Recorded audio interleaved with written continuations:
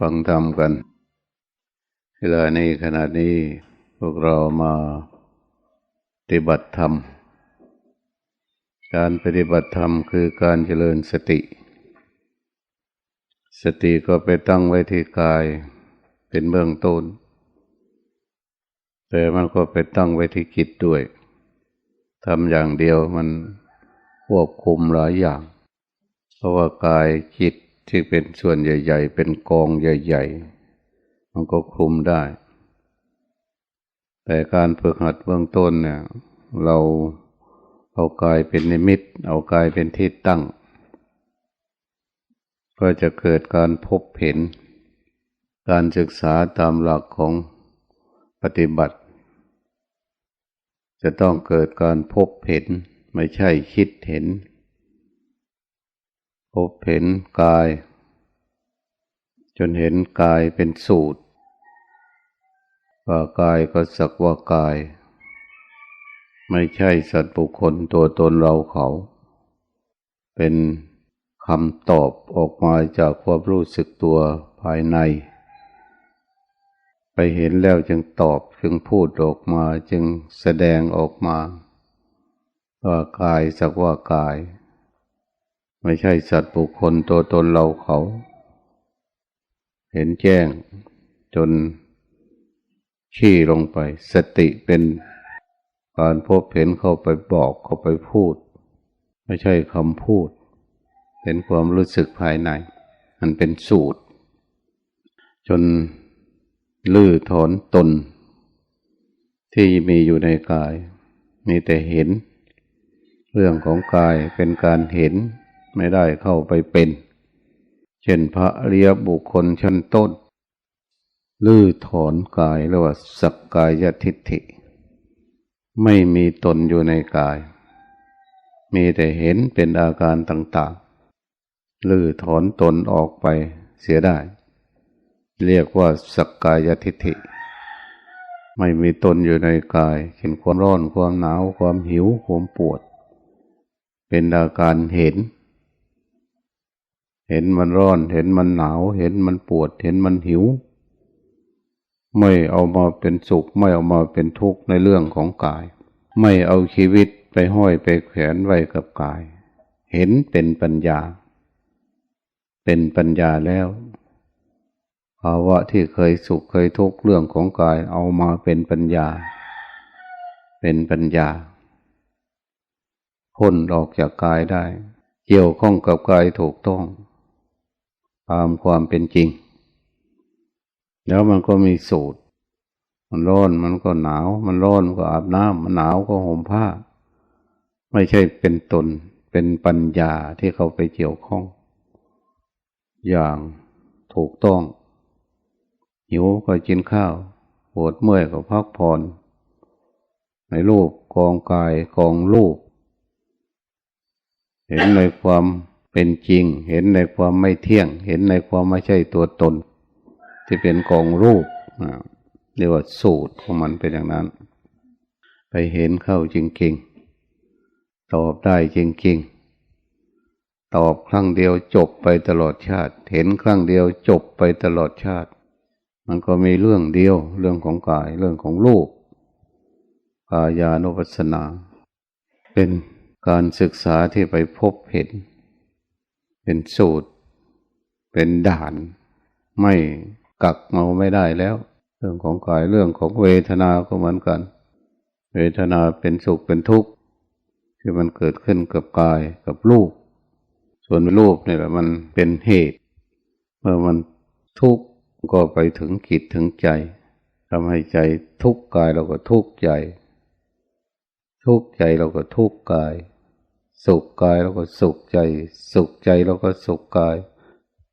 ความสุขความทุกข์มันเหมือนหน้ามือหลังมือมันเป็นสังขารทั้งสองอย่างที่เกิดจากรูปจากตามไม่ใช่เกิดจากปัญญา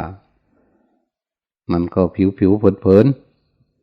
อันสุขอันทุกข์ที่เกิดขึ้นกับจิตกับใจกับรูปกับกายที่เป็นสุขแบบปรุงแต่งเป็นสังขารเป็นเวทนาบางทีเราไปหลง บางทีก็หลงในเวทนาจนไปซื้อเอาเวทนาไปขโมยไปลักไปบังคับไปข่มขืนเอาสุขกับเวทนาเวลามันทุกข์ก็ปฏิเสธผลักหน้าผลักหลังหนีร้องโหมร้องไห้เสียอกเสียใจดีอกดีใจของอย่างเดียวเป็นสุขของอย่างเดียวเป็นทุกข์ของอย่างเดียวรักของอย่างเดียวชัง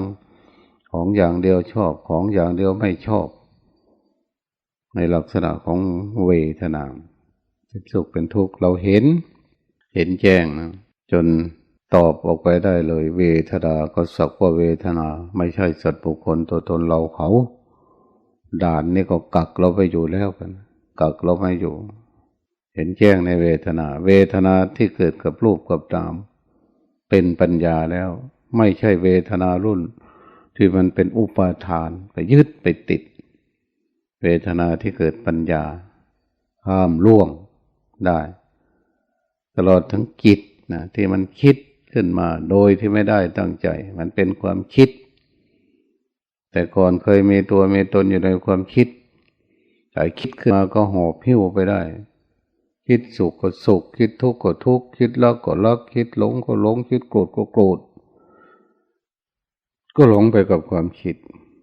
ในลักษณะความคิดจิตใจที่มันความคิดที่เกิดขึ้นกับจิตเนี่ยความคิดที่มันเกิดขึ้นกับจิตมันก็คิดได้แต่พื้นแต่เพื่อมันไหลอยู่เหมือนกับไม้ที่หลวงพ่อถืออยู่เลยพอมีอะไรสัมผัสเข้าไปมันก็เจ็บเอามันมีภาวะที่เก็บมันมีคลื่น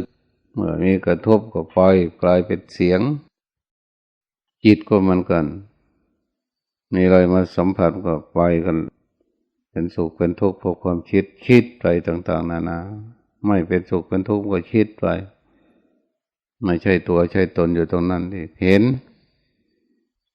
จิตที่มันคิดที่มันปรุงแต่งไปตัวหลง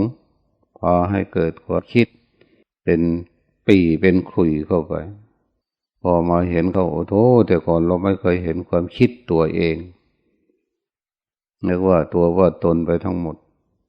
สิ่งไหนที่เกิดจากความคิดถือว่าตนคิดขึ้นมาเราก็เป็นไปต่างๆตามอาการที่มันเกิดขึ้นกับจิต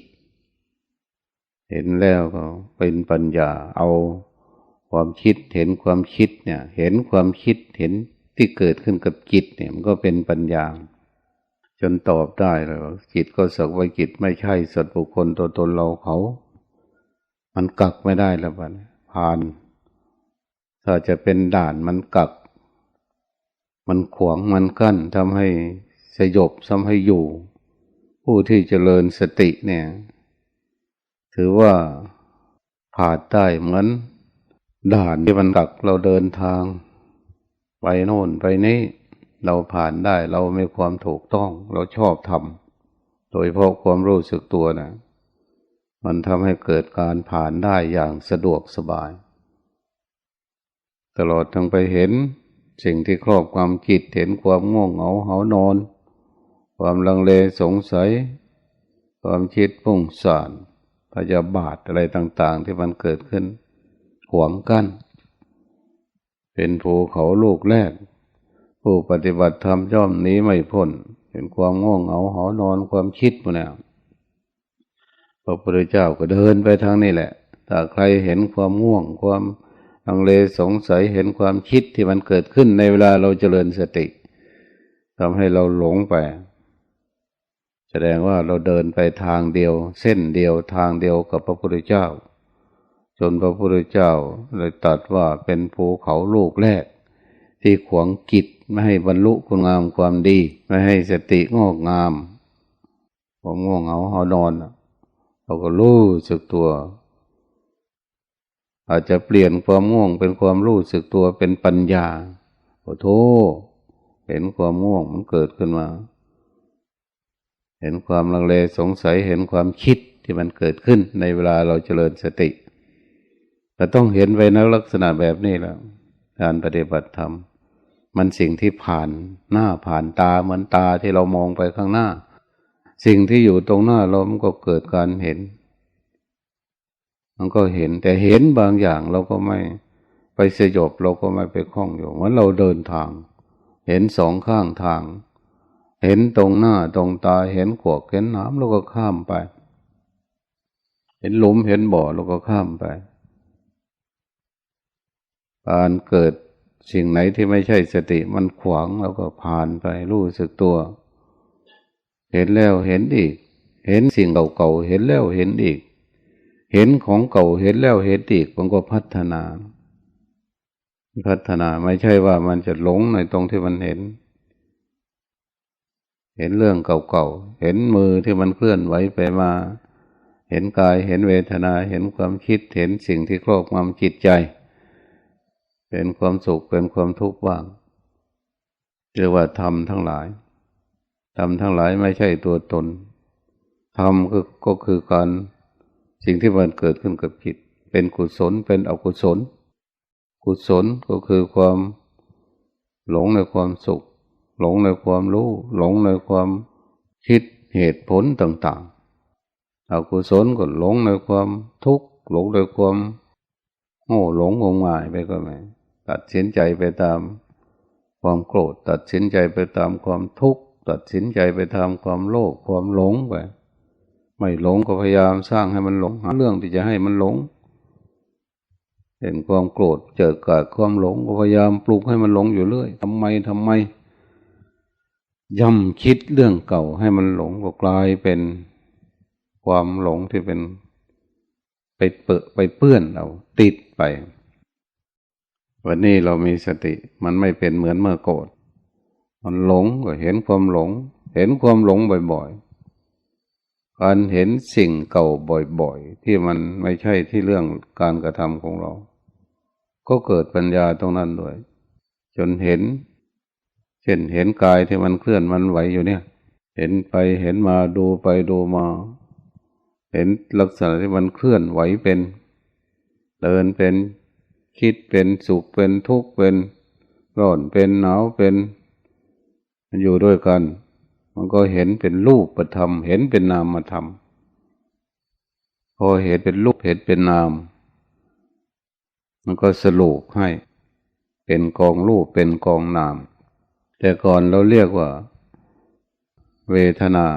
เรียกว่าสุขเรียกว่าทุกข์ทุกข์กายทุกข์จิตสุขกายสุขจิตใจร้อนหนาวหิวปวดเมื่อยพอมาเห็นเป็นกองรูปกองนามก็เห็นเป็นอาการเห็นเป็นอาการของกองรูปเห็นเป็นอาการของกองนามไม่ใช่มีตัวมีตนอยู่ตรงนั้นสรุปให้เลยความร้อนความหนาวความหิวความปวดความเมื่อยเป็นอาการของรูปรูปมันไม่มีอาการมันก็เป็นอันตรายก็กลายเป็นปัญญาเอามาเป็นปัญญา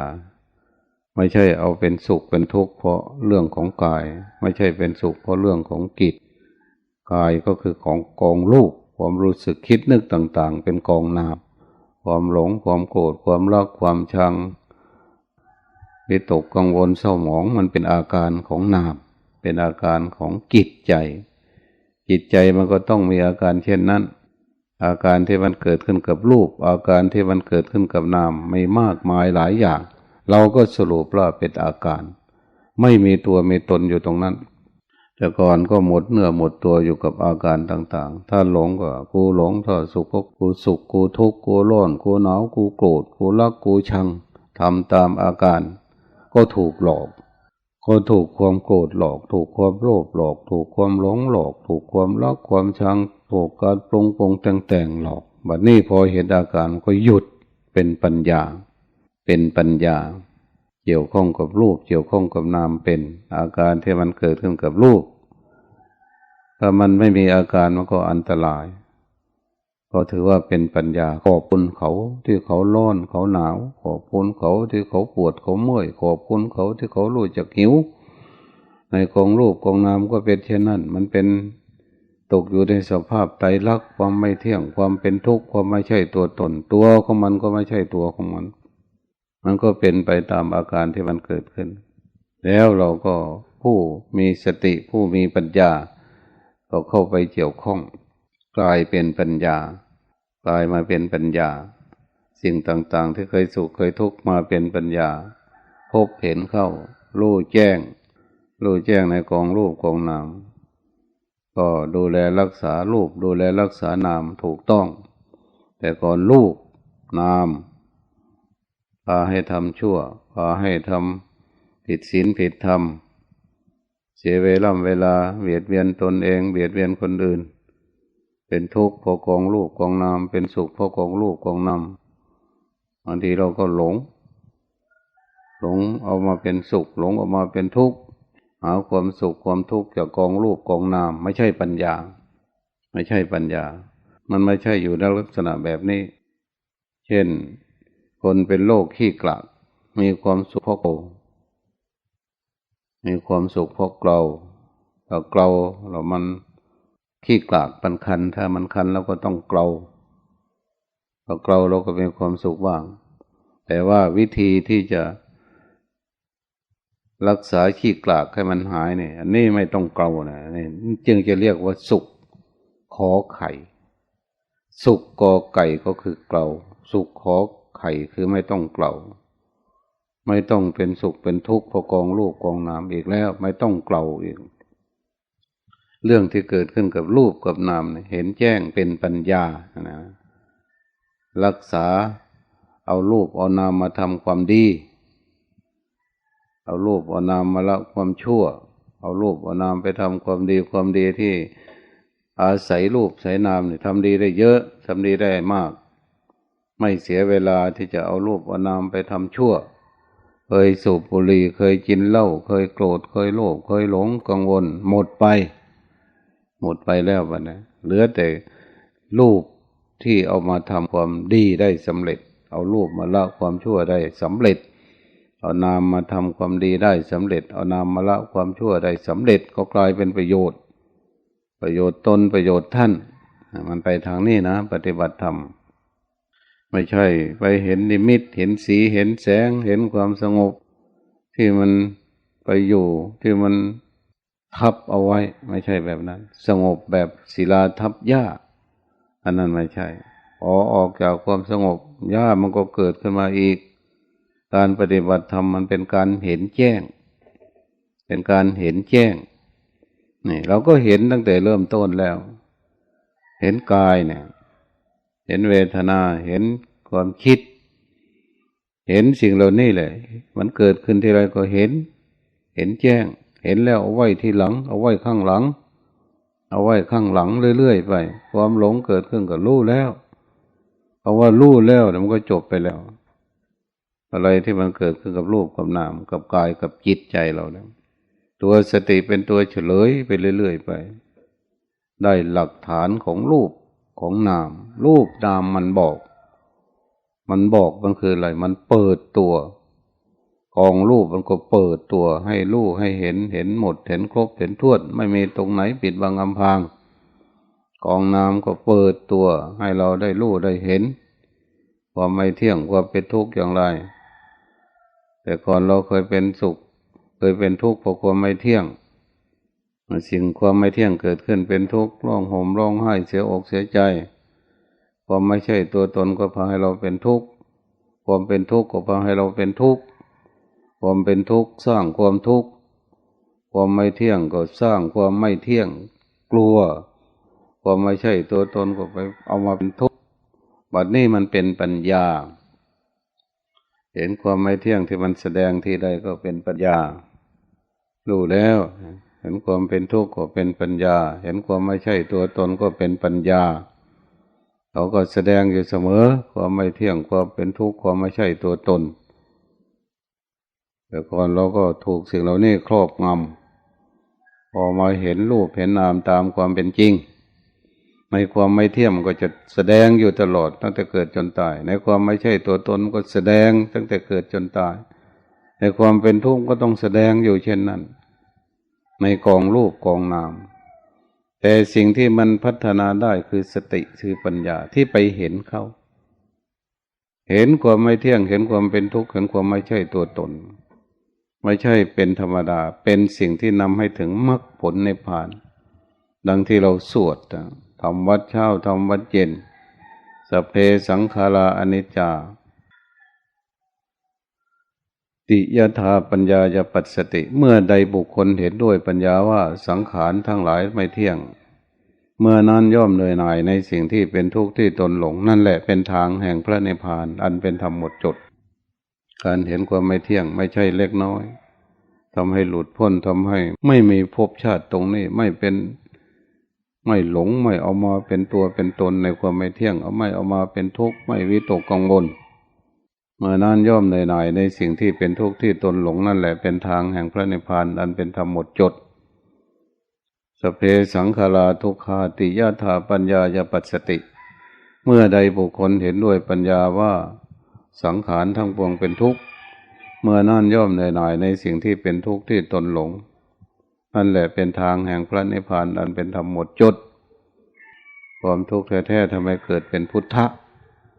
พุทธะเกิดอยู่บนความทุกข์ความทำให้เกิดความไม่ทุกข์เป็นพุทธะขึ้นมาความหลงทำให้เกิดความไม่หลงเป็นพุทธะขึ้นมาความไม่เที่ยงทำให้เกิด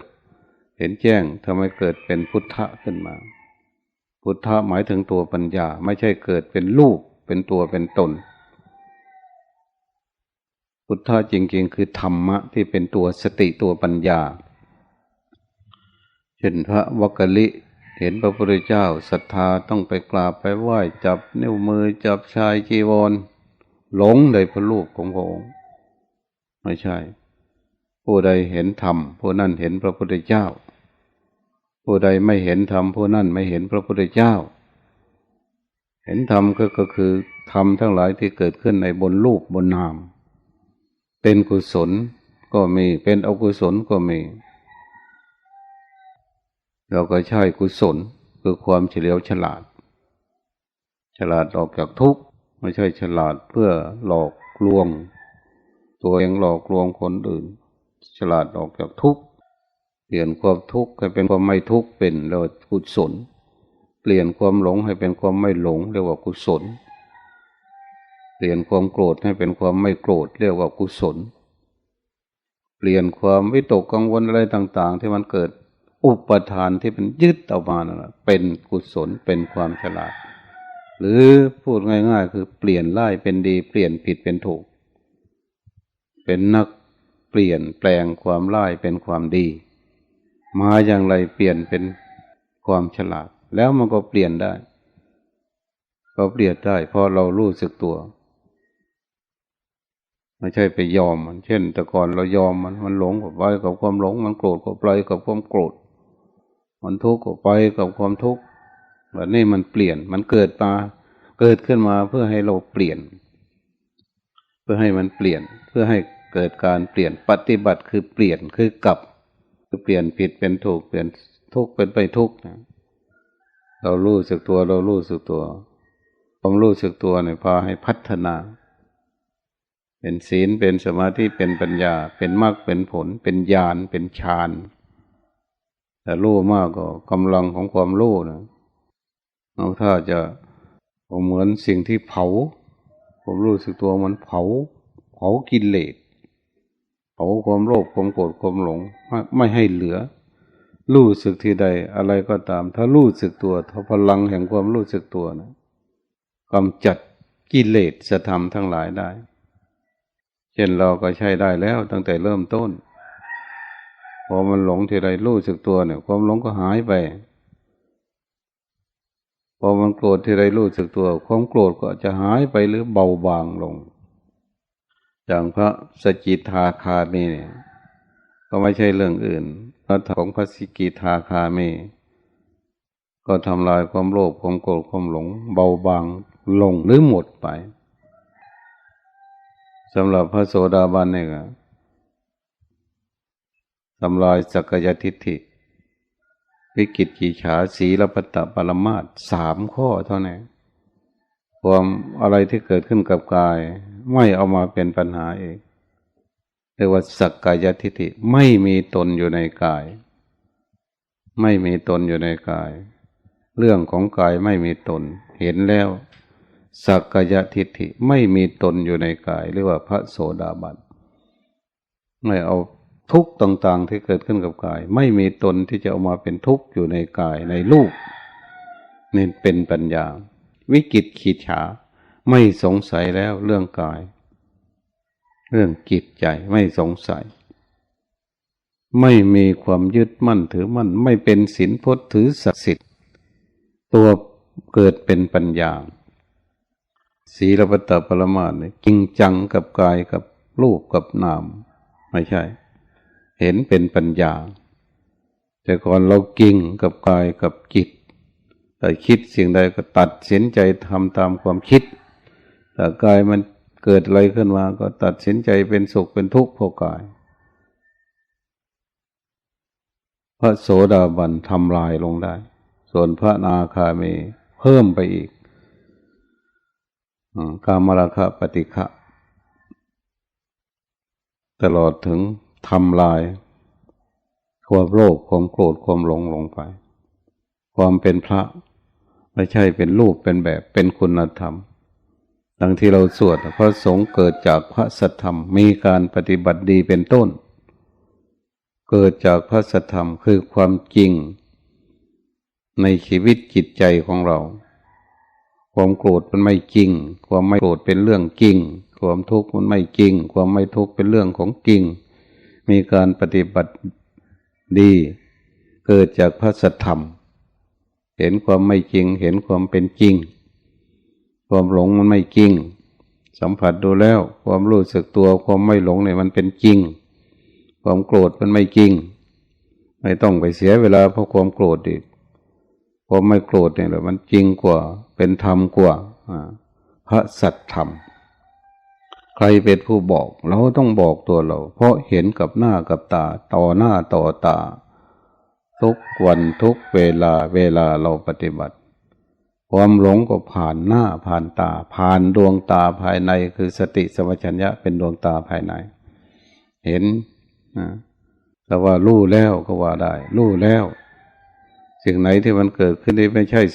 สติรู้แล้วรู้แล้วว่าอย่างนั้นไปแบบนี้ไปทางนี้นะปฏิบัติธรรมมันเป็นทางดูความรู้สึกตัวเหมือนทางความหลงมันก็เข้าลกเข้าพงไปคนที่เดินอยู่บนความรู้สึกตัวเหมือนคนเดินในบนเส้นทางที่โล่งที่เตียนแต่ถ้าคนไม่เคยเดินทางอยู่บนความเตียนมันก็ไม่เห็นความไม่เคยชินเช่นเวลาใดเขาหลงเขาก็ไปกับความหลงความหลงไม่ต่างไม่มีอะไรเปรียบเทียบพวกเราที่เคยปฏิบัติเคยเจริญสติแล้วนะเมื่อรู้สึกตัวมา1 วัน2 วัน3 วัน5 วัน7 วันมันจะเห็นความหลงต่างกันกับความรู้สึกตัวคนละมุมกันแล้วไม่มีใครที่ไปเอาความหลงเพราะเขาเคยรู้สึกตัวแล้วเหมือนเขาเดินทางเวลาที่เข้าป่าเขาก็ไม่เอาเขาต้องกลับมาเดินอยู่บนเส้นทางบางทีตาไม่เห็นแต่ต้องสัมผัสดูก็เป็นอย่างนั้นงั้นคนตาบอดทำทางเขาก็รู้จักทางเพราะการสัมผัสการปฏิบัติธรรมมันเป็นทั้งพบเห็นและการสัมผัสกับความหลงสัมผัสกับความรู้สัมผัสกับความไม่ทุกข์สัมผัสกับความทุกข์เขาก็เลือกเป็นชีวิตเนี่ยมันต้องเลือกได้เลือกเป็น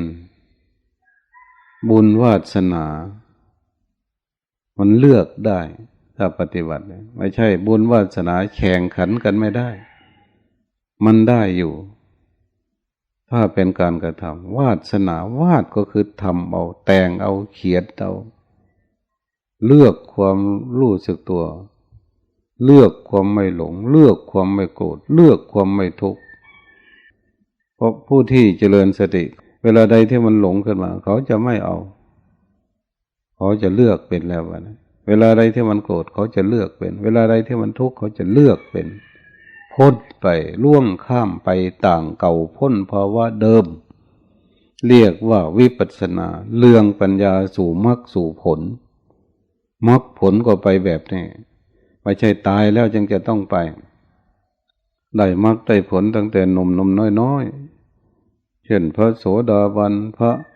อริยบุคคลสมัยครั้งพุทธเจ้าเป็นฆราวาสญาติโยมมีมากยังไม่ได้บวชบรรลุธรรมแล้วจึงมาบวช70%อย่างปัญจวัคคีย์เนี่ยบรรลุธรรมแล้วจึงค่อยบวชยศกุลบุตรบรรลุธรรมแล้วจึงได้บวชหลายรูปที่บรรลุธรรมแล้วจึงบวชทีหลังเป็นพระจึงบวชทีหลังพระพุทธเจ้าตัดไว้2ลักษณะการบวชสมัยครั้งพุทธเจ้าถ้าใครได้บรรลุธรรมแล้วมาบวชพระองค์ก็ตรัสว่าเธอจนเป็นภิกษุมาเถิดทำไว้ในเรากล่าวได้แล้วเธอจงประพฤติธรรมนั่นเถิดเรียกว่าผู้บรรลุธรรมแล้วมาขอบวชสำหรับผู้ที่ยังไม่บรรลุธรรมมาขอบวชพระพุทธเจ้าบอกว่าเธอจงเป็นภิกษุมาเถิดทำไว้ในเราตัดได้แล้วเธอจงเป็นผู้ประพฤติธรรมให้เป็นที่สิ้นทุกข์เถิดมีไม่มากแต่ว่าเธอจงประพฤติธรรมนั่นเถิดมีมากกว่าเพราะนั้นการบรรลุธรรมนะอาจจะไม่ต้องใช้เพศสมัยของพระเจ้าเอาการปฏิบัติเนี่ยพวกเราก็สอนกันตรงๆเข้าไปแบบนี้ไม่ใช่มีวิธีรีตองอันใดอาจจะมีวิธีสวดมนต์ไหว้พระพอให้เราได้สาธยายทำให้ตัวเองฟังอ่านสวดมนต์ไหว้พระสาธยายทำให้ตัวเองฟังใส่ใจที่จะว่าบทตอนไปต่างๆทำให้เกิดสมาธิได้การหายใจเข้าหายใจออกรู้สึกตัวเป็นทำให้ฟอกอากาศฟอกปอดเป่าปอดทำวัดเช้าทำวัดเย็น30 นาทีเป็นการเป่าปอดเหมือนกับหม้อกรองเป็นการฟอกปอดให้มันสะอาดเช่นน้ำตกเขาเป็นปอดที่ฟอกน้ำที่เสียให้มันดีเวลาน้ำตกมันอากาศเข้าไปมันฟอกมันเป่าเราทำวัดเช้าทำวัดเย็นเหมือนกันเหมือนกับการเป่าปอดมันก็เกิดอานิสงส์โดยเพราะเราทำวัดสวดมนต์เนี่ยเทียนเราก็ไม่จุดธูปเราก็ไม่จุดไม่ให้มีคาร์บอนไม่ให้มีควันอะไรเกิดขึ้นอากาศบริสุทธิ์เราก็สนุกสูดลมเข้าปล่อยลมออกที่เราสูดบางบทมันยาวๆจนสุดลมหายใจดีมากพยายามให้มันยาวๆออกไปจนหมดเสียงนั่นนะสูดลมเข้าปล่อยลมออกนี่การสวดมนต์ไหว้พระ